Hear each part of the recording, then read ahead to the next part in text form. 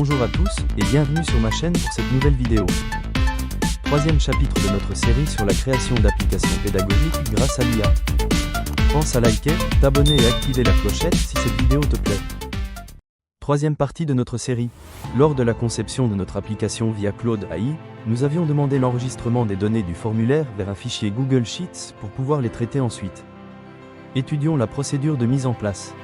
En premier lieu, on crée un nouveau classeur dans la suite bureautique de Google, Google Sheets.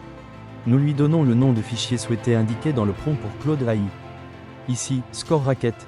Nous créons et nommons maintenant les colonnes à l'identique de celles proposées par Claude pour correspondre aux données de saisie du formulaire. À l'étape 2, il faut intégrer le script produit par Claude dans notre classeur pour permettre à l'application d'écrire dans notre feuille Sheets.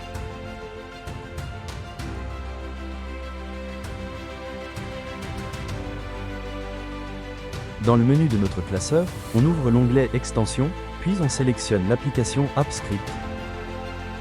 On récupère maintenant le script généré par Claude dans notre discussion, on remplace le code existant affiché et on colle le nouveau.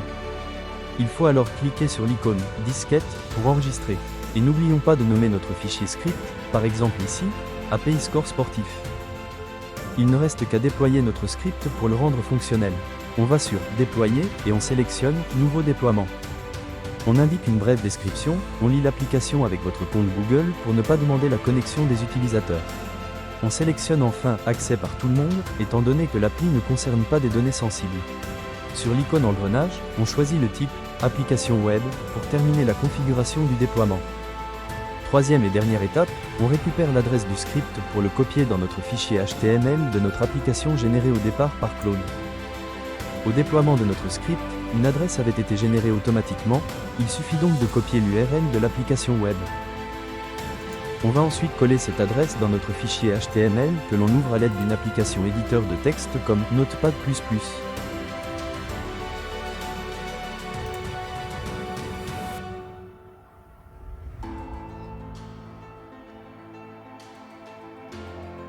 Une fois la ligne trouvée, on remplace le texte de l'adresse indiquée par celle que vous avez copiée de votre script. Attention à laisser les guillemets avant et après l'URL. Il ne reste qu'à mettre notre fichier en ligne en suivant la procédure indiquée dans l'épisode 2 de notre série sur la création d'applications pédagogiques grâce à l'IA. Cette vidéo et cette série sont maintenant terminées. J'espère qu'elles vous seront utiles pour vos besoins à venir. Merci et à bientôt sur ma chaîne.